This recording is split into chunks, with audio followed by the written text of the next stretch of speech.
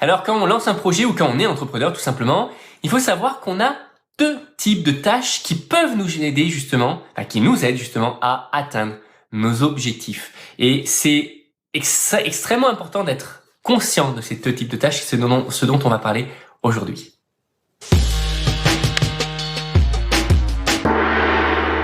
Alors, en tant qu'entrepreneur, on a plein de choses à faire. Et parfois, on a des choses à faire, mais on le sent pas, ou c'est pas forcément le bon moment, ou on a été un peu malade, ou il y a toujours quelque chose. De toute façon, on peut toujours trouver de bonnes excuses. Et souvent, les excuses ou les choses qu'on va échapper, c'est nécessairement ce qu'il faudrait qu'on fasse.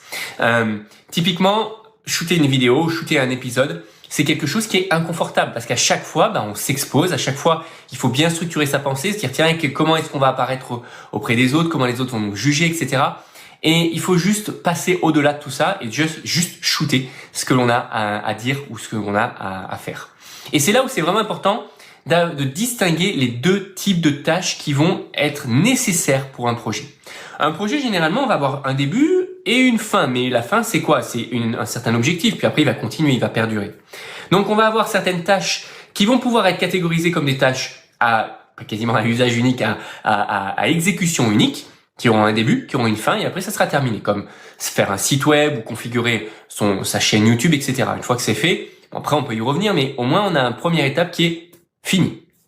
Et on a d'autres types de tâches qui sont des tâches qui sont des tâches récurrentes. Et c'est ces tâches-là, les tâches récurrentes, qui sont souvent passées à la trappe parce que finalement, on le fera la semaine prochaine, etc. Comme exemple, shooter une vidéo toutes les semaines, ça c'est une tâche récurrente et il faudrait avoir deux listes de choses à faire au-dessus de son bureau, collées sur le mur. Là, tout ce qui est en rapport avec son projet, ce qui est planifié, ce qui est notre calendrier et ce que l'on doit réaliser, des tâches à finir. Et les tâches récurrentes qu'on doit s'assurer d'avoir terminées chaque semaine. Et c'est vraiment important de bien distinguer les deux tâches et de s'assurer que l'on fait toutes ces tâches chaque semaine. C'est comme ça on peut atteindre nos objectifs, les objectifs d'un projet. C'est en s'assurant tout simplement qu'on exécute les tâches qu'on est supposé exécuter au fur et à mesure de notre projet. Voilà, j'espère que cette petite distinction-là vous aide, vous permettra de bien distinguer la liste des tâches récurrentes et la liste des tâches en mode projet. C'est ce que moi j'applique sur mon business et aussi issu de la méthode OKR, beaucoup utilisée par les startups, qui justement va permettre de définir les objectifs que l'on doit atteindre et ensuite de découper toutes les tâches qu'on a besoin d'exécuter de manière planifiée ou de manière récurrente.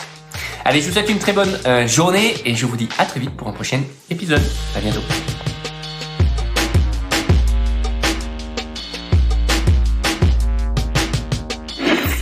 Marketing Automation Ninja.